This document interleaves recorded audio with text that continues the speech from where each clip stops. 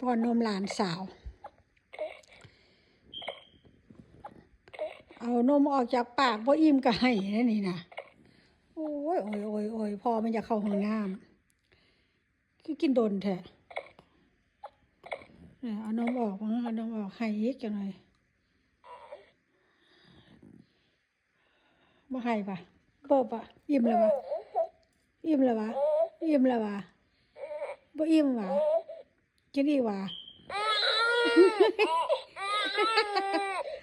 โอ้แพงแพงแพงแพงแพงแพงแพงแพงกินนมต่อไม่กลัว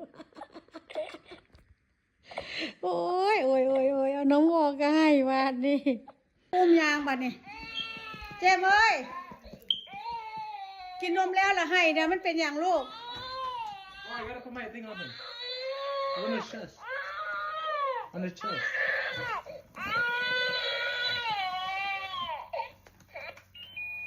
กินนมบ่อิ่มหวะให้แค่อย่างเดียวนี่โอ้ยจะไม่เป็นดูเป็นอย่างเรากินต่อกินต่อกินนมต่อบ่ให้บ่ให้ลูกเปลี่ยนเป้าวะลูกเปลี่ยนเป้าวะเปลี่ยนเป้าวะพอมึงอยู่ห้องน้ำโอ้ยเราไปเอิญพอมึงโอ้แพงแพงป้าติโทเอาลูกมึงเอาไปใส่จะไปตึกป๋าไปตึกป๋าโอ้เอาลูกไปน้ำหั่นนมน่ะเอาไปเก็ดเมี่ยวพอลูกอ่อนหมูกับมาเลี้ยงซอยอีก Where's the other diaper? ไดเปอร์ไอเก็บมาแรดพวกมันไดเปอร์แบกเพื่อนมันจะเอาลูกไปตึกป่านะน้ำด่าสิคันมีลูกแท้ก็ได้ให้จังสันแหละก็ได้เอาไปน้ำจังสันแหละ you cannot take ลูกแท้ไปตึกป่า you know that right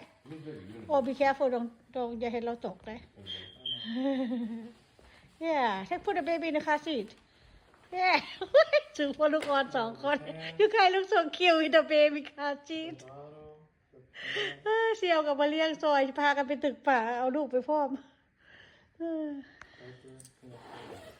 เอาเทคแค่หลานกูดีๆเด้อเทคกูแค่ไมแควนดอเด้อเด้อว้า have fun you guys